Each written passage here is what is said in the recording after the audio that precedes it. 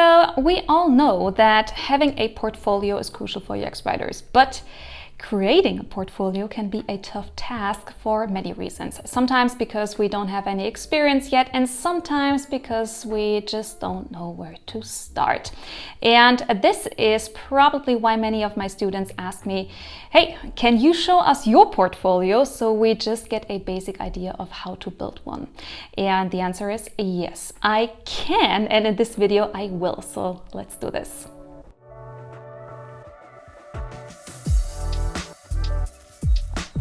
Hey everyone, my name is Kat and I teach people about writing in tech, and on this channel you will find everything you need to know about especially UX writing. So if you want to learn more about all of that, make sure you hit subscribe and ring the bell. So as you know, I have worked as a UX writer for a couple of years now. I started out working for an agency in 2018, and in 2022 I became a UX writing freelancer. And no matter if my job is about actually writing UX copy or if it's about teaching teams about UX writing, most clients request my portfolio, and usually I'm successful with this portfolio, so I feel kind of comfortable and confident walking you through my portfolio today. And I will do that by showing you the overall structure of it, and also by showing you a project that I did for a client that I didn't need to sign an NDA with. So there are many different platforms you can use to show your portfolio on or to host your portfolio on.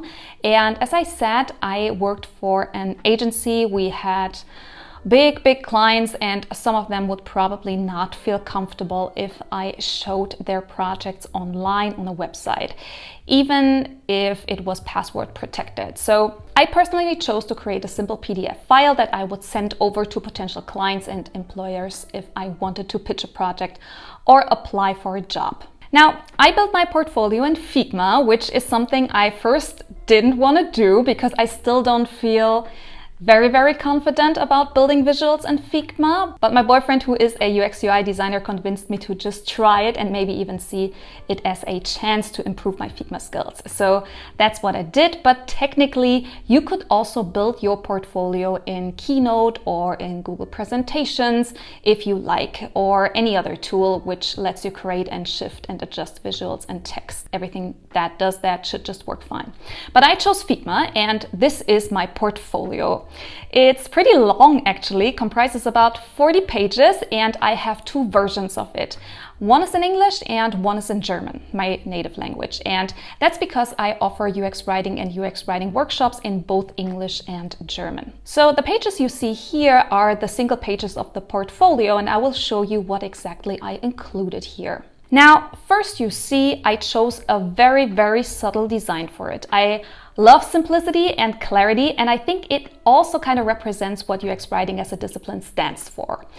Also, this design matches the design of my workshop presentations and the presentations of the talks that I give. So this is kind of my personal branding, and it also gives people that work with me a feeling of consistency and professionalism, I hope. Maybe they just think I'm super boring, but this also highly depends on your cultural context. And since I apply in Germany, I think this is okay, because I think Germans like their things simple and not too emotional and not too crowded with decorative elements.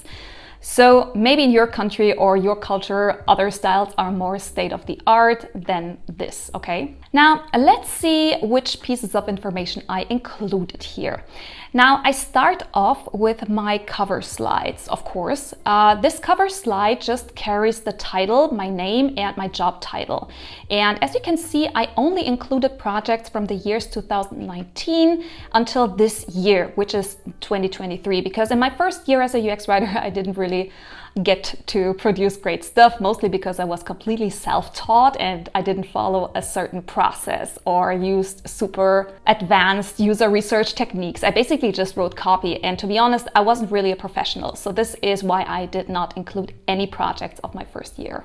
Now, the first thing I start with is this disclaimer right here. It says, The information contained in this document is confidential, privileged, and only for the information of the intended recipient and may not be used, published, or redistributed without the prior written consent of the author, simply because my portfolio includes projects that are highly confidential. Then what follows is my introduction. So I introduce myself first with a short text about myself and what I do, and this text says, hey, I am a Munich-based anthropologist turned UX writer with over 5 years of experience crafting effective and empathetic UX copy for both mobile and web platforms. Next to working as a UX writing freelancer, I'm passionate about sharing my knowledge by teaching other writers about all things UX writing.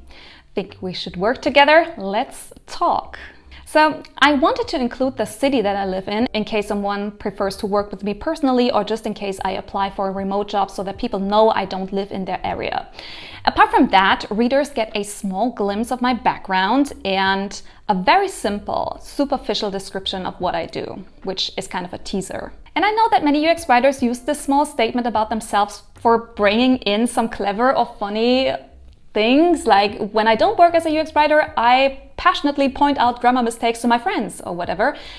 I would not necessarily recommend doing that, because keep in mind, you are probably not a copywriter, so each and every part of your portfolio should represent your ability to provide short and on point, informative, relevant copy, okay? We're not comedians, folks. Keep that in mind. Anyways, after that, I included a page about my background. It's basically my CV, and it shows where exactly I have worked during the past couple of years.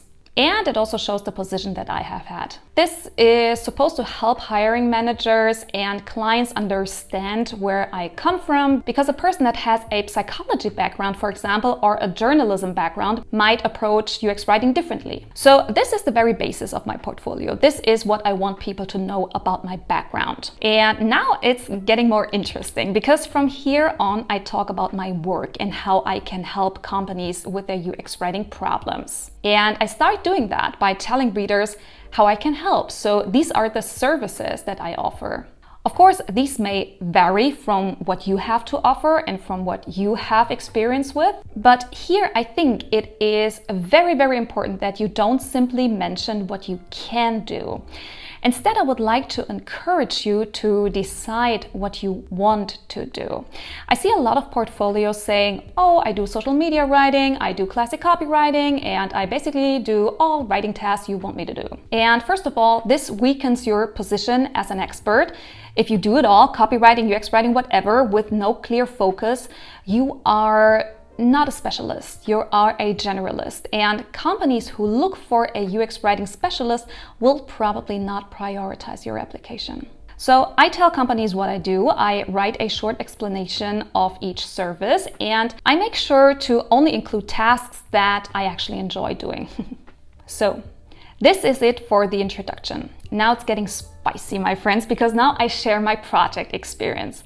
I have to say that I am very, very lucky that I started my UX writing journey in a full service UX UI agency, and I would definitely do an entire video about just that. That allowed me to collect a lot of cool client projects. Now, if you want to build a portfolio but you have zero or only little project experience, you can check out my previous video about how to prepare fictional case studies. That will definitely help you out here. Now, as I said, I cannot show you all my projects, which is a pity because some of them contain confidential information, so I needed to blur the names out. These are not all my projects, just a small selection.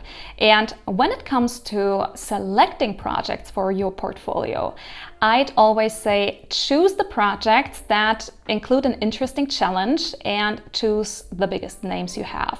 Unfortunately, big names are still a thing in the hiring process. People are just very, very impressed by you if you have worked for big names. That's just how it is. So I chose 5 projects to present in my portfolio. All of them come from different industries. And as I said, most of them I can't show you, but there is one that I can show you in detail. And that is the UX writing project I did for the agency that I worked for. Now, the agency is called Kobi, a pretty big and pretty cool UX and UI agency in my hometown, Munich.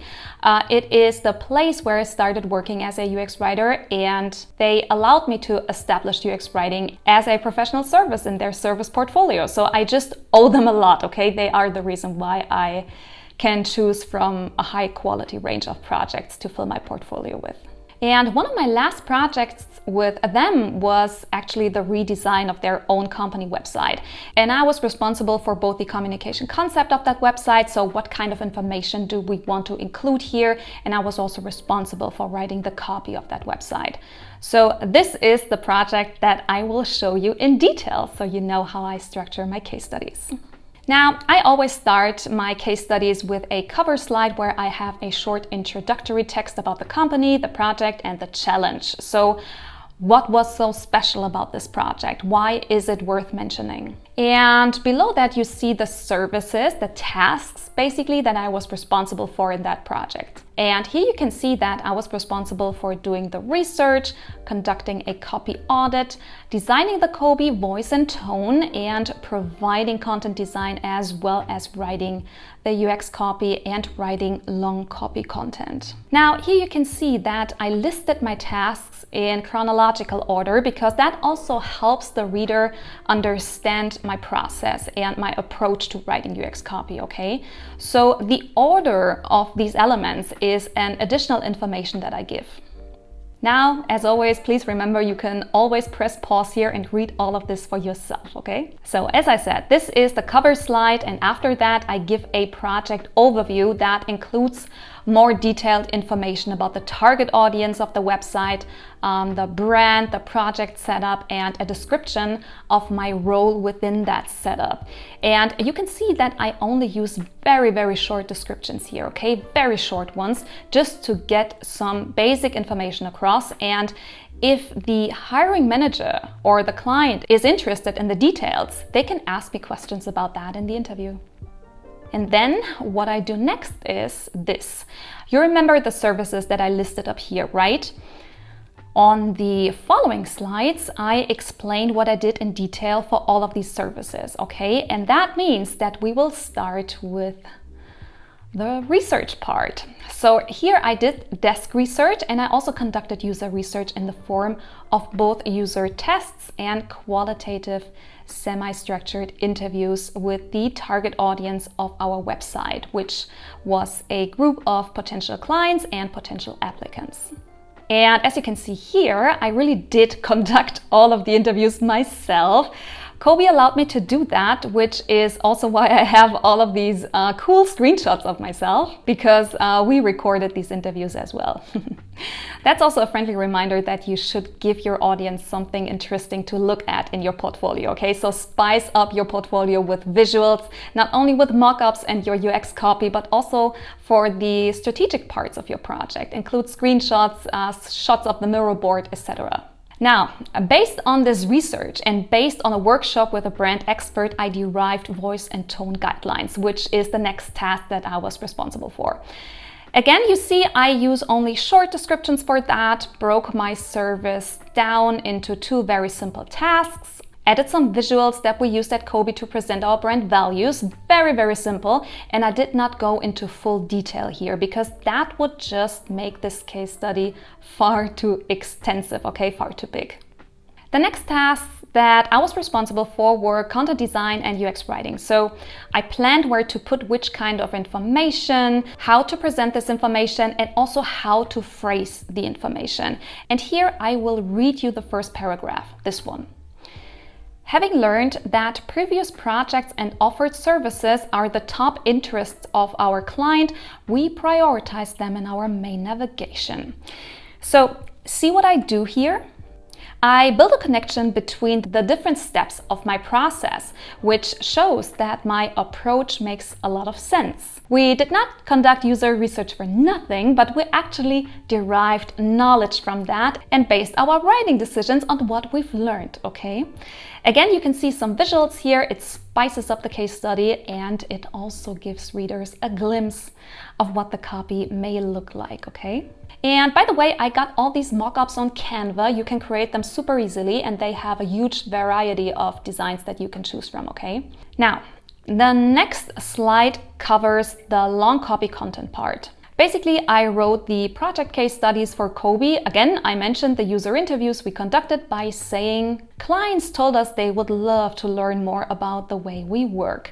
Therefore, we introduced detailed case studies that show every step of our approach and the results of our process. And here I was responsible for establishing the information architecture, collecting the content by interviewing clients and colleagues, and ultimately writing the case studies. Again, feel free to pause to read this, okay? So what I do is I explain the steps of each subtask and then I finish with the last slide, which is a slide in which I summarize the results of my work.